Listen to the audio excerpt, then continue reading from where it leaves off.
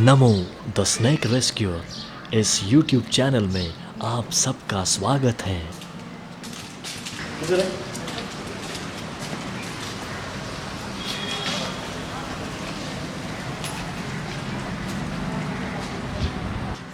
Hello friends, मैं हूं नमो the snake rescuer. आज मैं आया हूं एक स्नेक कॉल अटेंड करने के लिए। मेरे साथ मौजूद है सचिन, मेरे दोस्त रितेश। इन्होंने मुझे कॉल किया कि नालंदा बुद्ध विहार जो विहारी खोपोली में है, वहाँ पे ईंटों के बीच में उन्हें एक सांप नज़र आया है। तो उन्होंने कहा शायद अजगर हो सकता है, पर हमारे हिसाब से रसल स्वाइपर भी हो सकता है, जो कि बहुत ही जहरीला सांप है। तो आओ दोस्तों, देखते हैं कि कौन सा सांप हो सकता है इन ईंटों के बीच। ज़रा कैमरामैन यहाँ पे दिखाइए। लोग अक्सर अजगर और रसल स्वाइपर को पहचानने में गलती कर देते हैं। रसल स्वाइपर एक बहुत ही जहरीला सांप माना जाता है, जिसमें ह्यूमोटॉक्सिक वेनम होता है। रसल स्वाइपर के काटने से भारत में हर साल हजारों लोगों की मौत होती है। रसल स्वाइपर को लोग अजगर समझ के पकड़ने जाते हैं और ऐसे समय ही एक्सीडेंट्स होते हैं। और भारत में अगर सांप काटने से ज़्यादा मौतें होती हैं तो वो है रसल वाइपर काटने से। तो अगर इसे पकड़ना हो दोस्तों, तो आज हम इस वीडियो में दिखाएंगे कि रसल वाइपर का जब भी रेस्क्यू कॉल आप अटेंड करने जाओगे तो सबसे ज़्यादा सावधानी से काम लेना होगा। तो आज हम आपको दिखाएंगे, अगर रसल वाइपर को आप पकड़ने जाओगे तो किस तरह की चीज़ें आपको ध्यान में रखनी चाहिए, कौन सी सावधानी आपको बरतनी चाहिए।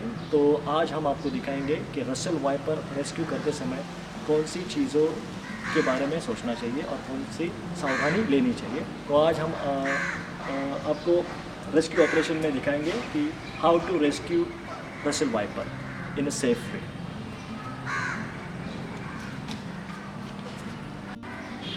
दोस्तों, जैसे कि आपने देखा कि सांप इन ईंटों के बीच में छुपा है, तो इसे सेफली पकड़ने के लिए सबसे पहले हम हमारी स्नैक बैग रेडी करते हैं।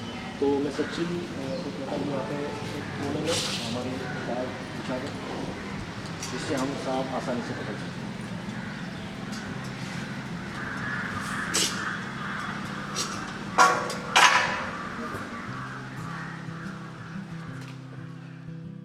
सांप पकड़ते समय स्नेक रेस्क्यूअर्स के पास सेफ्टी इक्विपमेंट्स होना बहुत ही जरूरी है। स्नेक रेस्क्यूअर्स ने खुद की सुरक्षा का भी उतना ही ख्याल करना चाहिए।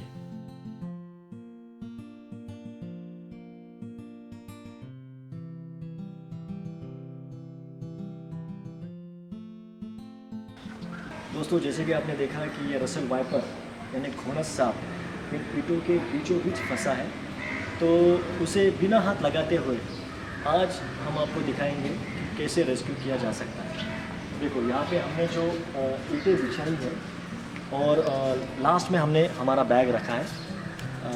बैग की ओर ज़रा ले जाइए, कैमरामैन दिखाइए हमारे दर्शकों को ईंटें और लास्ट में बैग। तो बैगिंग करते समय भी हमने उसके ऊपर एक पाइप लगाया है, जैसे सांप को लगे कि मैं एक बिल में घुस रहा हूँ। तो ये सबसे आसान तरकीब है, आसान तरीका है सांप पकड़ने का, जिसमें हमें सांप को टच करने की भी ज़रूरत नहीं। विदाउट टचिंग हम सांप को रेस्क्यू कर सकते हैं दोस्तों, और यही सबसे आसान तरीका है। माना कि हर बार ये पॉसिबल नहीं है कि हर बार बिना हाथ लगाते हुए सांप को आप नहीं पकड़ सकते, पर कोशिश यही रखिए कि सांप को बिना हाथ लगाते हुए भी आप सांप रेस्क्यू कर सकते। दोस्तों, रसल वाइपर एक बहुत ही एग्रेसिव सांप है, इसलिए उसे पकड़ते समय हमेशा सावधानी लेनी ही चाहिए, क्योंकि नज़र हटी तो दुर्घटना घटी, इसीलिए आप सभी जानते हैं। अभी मैं स्टिक के मदद से कुछ ईंटें यहाँ से निकालूंगा।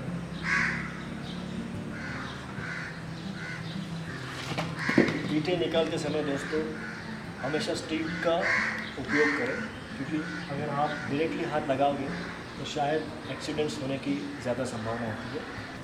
अप्रॉक्सीमेटली एक 3 फीट का ये रसल वाइपर हो सकता है। मतलब इसको देखने से तो पता चलता है कि एकदम हेल्दी सा है। और आप सभी जानते हैं कि रसल वाइपर ये भारत का एक बहुत ही जहरीला सांप माना जाता है और बहुत ही एग्रेसिव सांप है दोस्तों। जब भी ये गुस्से में आ जाता है तब जैसे हमारे घर में प्रेशर कुकर होता है तो प्रेशर कुकर के सीटी की तरह ये आवाज़ करने लगता है। मतलब जब भी ये गुस्से में आता है तब वो सांसें लेता है तो सांसों की उसकी जो आवाज़ होती है वो ऐसी लगती है कि कोई प्रेशर कुकर की सीटी बज रही है। थोड़ी देर में अगर मैं उसको टच करूँगा स्टिक से तो शायद आपको पता चलेगा। तो मैं यही कोशिश करूँगा कि उसे बिना हाथ लगाते हुए कैसे पकड़ा जाए ये आज हम आपको दिखाएंगे। हम कोशिश करेंगे दोस्तों। चलो आइए।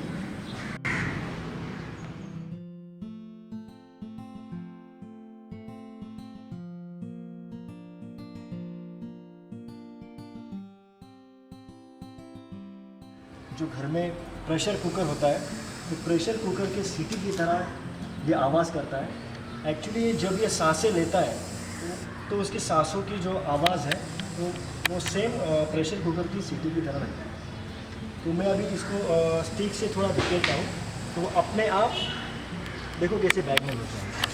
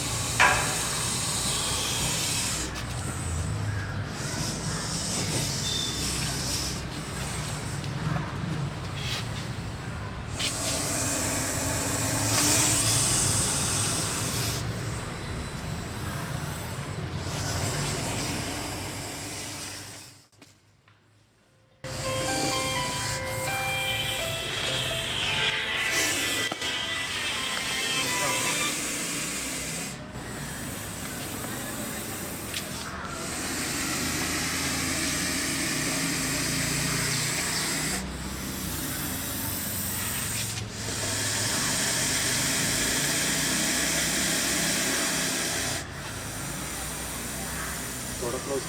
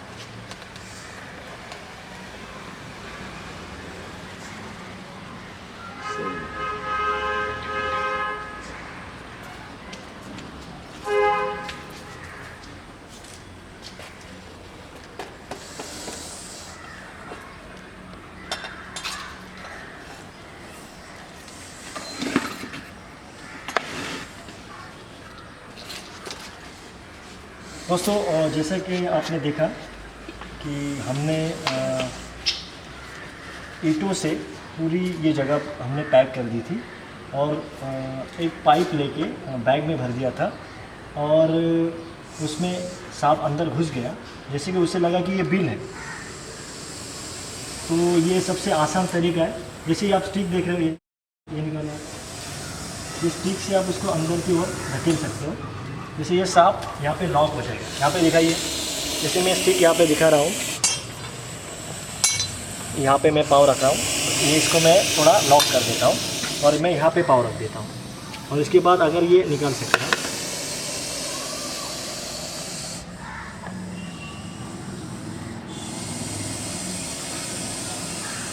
दोस्तों हमेशा इस बात का ख्याल रखें कि हमें चोट नहीं लगनी चाहिए। We are the snake rescue, हम भी सेफ ही रहने चाहिए। अगर हम सांप को बचाने का काम करते हैं तो इसका मतलब ये नहीं कि हम खुद फंस जाए, तो हमें भी उतनी ही सावधानी से काम लेना होगा। सांप पकड़ते समय जैसे हमने सावधानता बरती, उसी तरह सांप को बैगिंग करते समय, मतलब सांप जैसे अंदर घुस गया तो उसके बाद भी सांप काटने की संभावना होती है। तो आज ये वीडियो करने का हमारा यही उद्देश्य था कि सांप को बिना हाथ लगाते हुए आसानी से कैसे पकड़ा जाए।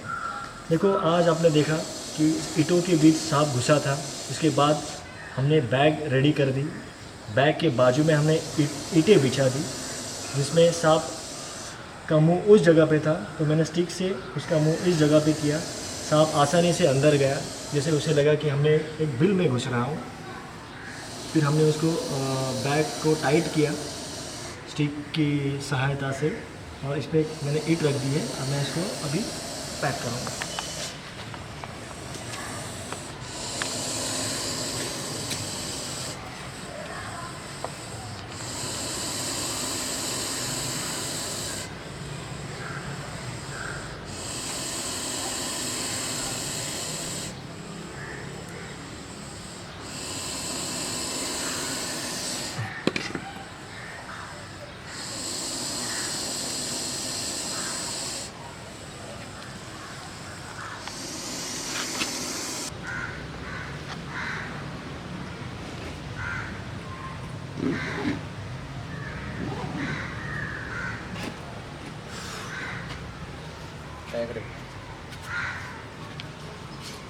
स्नेक रेस्क्यू तो हो गया, अब इसे रिलीज़ करने का समय आया। चलो इसको रिलीज़ करते हैं।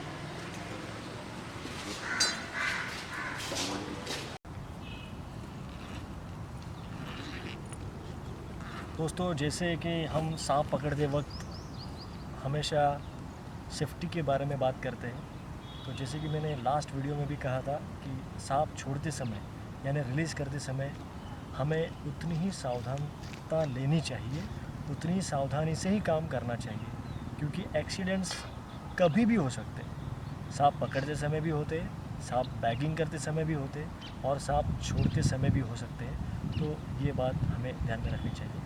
तो जो रेस्क्यू किया था सांप, उसे हम रिलीज़ करने के लिए यहाँ पे लेके आए हैं। हम यहाँ पे इसको ऐसा करेंगे, जैसे कि लास्ट वीडियो में आपने देखा कि मैंने यहाँ पे एक स्टिक रख दी थी। ऐसी स्टिक रखने से सांप एक जगह पे लॉक हो जाता है, तो लॉक होने के बाद हम उसे आसानी से और रस्सी खोल सकते हैं।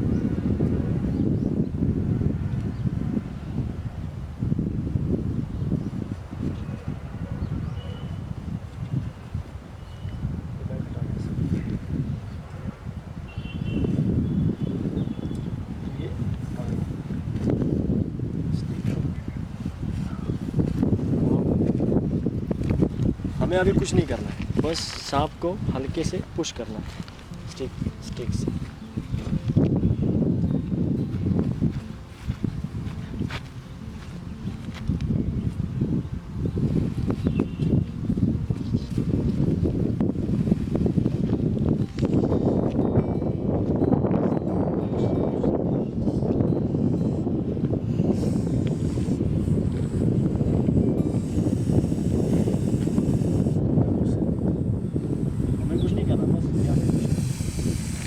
आप यहाँ से निकल जाएंगे।